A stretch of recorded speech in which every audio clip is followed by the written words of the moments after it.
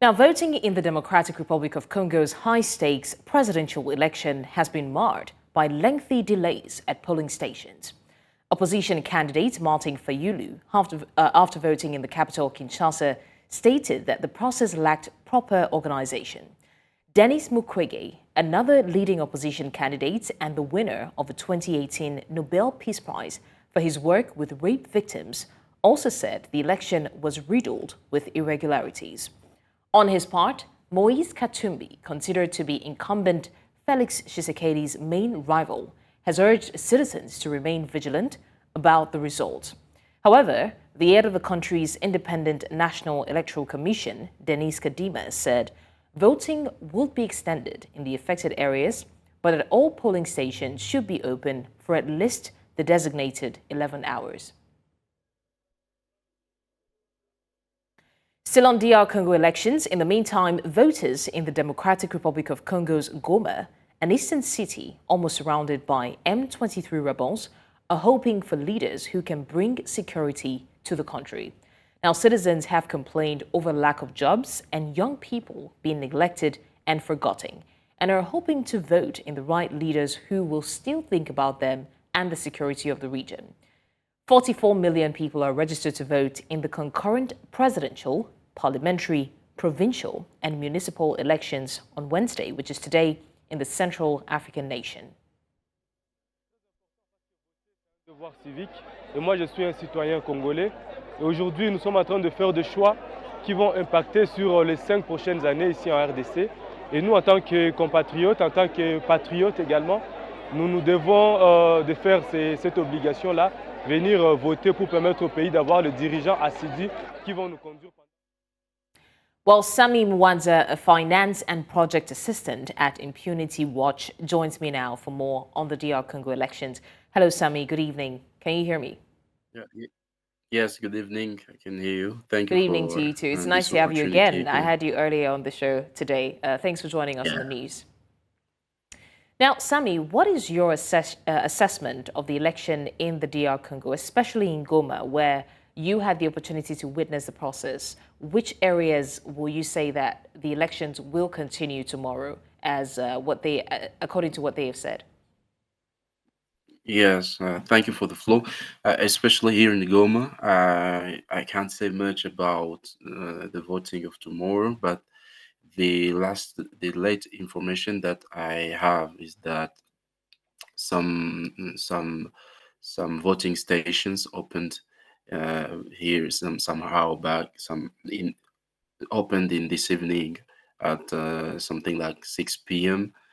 And but the thing that we know from the president of the Commission of Elections that they will extend voting tomorrow because there are some voting stations that didn't open today, and it's more something like 37% of voting station that did not open today because of the lack of materials, and because of that some people returned home without voting because they said that it took much time than usual. So some people choose to go back home instead of waiting. They don't know where they will start voting, so many people chose to go back home.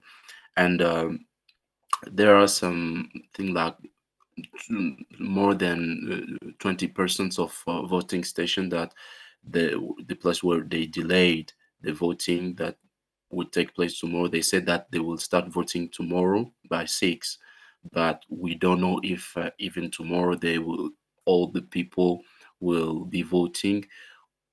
We really don't know what is the fate of this voting process. Right. Now, Sami, earlier in the day, you did mention that some of the materials for the elections were delaying in some regions. What are the factors that you would say did lead to the delay, the lengthy delay of the elections that made it spill over to tomorrow? Yes, the first problem is about organization, maybe the organization of our electoral commission. And as you know, our country is the second biggest one in the Africa. So it's not easy to bring all the material in all the areas because there are some some villages that you can't go by car. You can't go by car. You just need to use to use planes so that you can go with materials there. So there were some logistic problems that made the electoral commission to not be at time in these parts of the country. I think it's the most problem, the most issue that we have about this delay. Right. And what would you say are some of the concerns that have been raised by citizens regarding the elections? One for sure we do know is the security issue. But what are the other concerns that the citizens have talked about? Yeah, they're talking about frauds. Many people say that there are frauds, and others say that they're teaching, if especially the candidates who are supporting the president, our president Felix Tshisekedi, and even some people say that even some people are teaching for the actual president, and also this delaying of opening the some voting stations. Some people really are disappointed about this. We can hear some people saying that this is the baddest election process that we know in our country. It's very disappointing to many people here. Okay. And looking at the elections and what the outcome would be, what are some of the main priorities or expectations that the citizens have for the leader to be elected, whoever wins? Yeah, the first one is the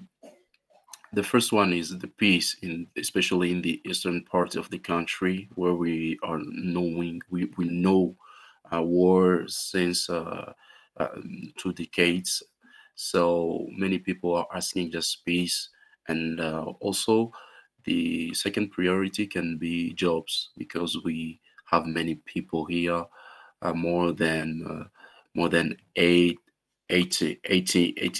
of people are jobless here. So creating jobs, it's the priority for the population. Also, some program for the young people, because young people are like neglected by the administration. So if we see young people, we see young people having a job, we see how young people starting new businesses here. It can be good also, as a priority. And also the education, it's one of the biggest priority. As we can see, our country, our education system is not um, good in these days. So if we have some reforms in our um, education education programs, this can be good also for the country. All right. Now, Sami, how would you assess the overall transparency and credibility of the election process? Are there independent bodies monitoring the elections, and how effective are they in ensuring a fair and impartial process? Very quickly, please. um about this, I can say that mm, I can say that many people, as I said, many people said that there is no transparency in this election process, and we can see it clearly that there is no transparencies as people expected to. So I really don't know how to rate this, but it's less than 30% of transparency in this election process. All right. Sami Mwanza, finance and project assistant at Impunity Watch. Thank you so much for joining us to discuss DR Congo elections. And we look forward to seeing how the elections unfold tomorrow, Thursday. Thanks a lot for joining us. My pleasure.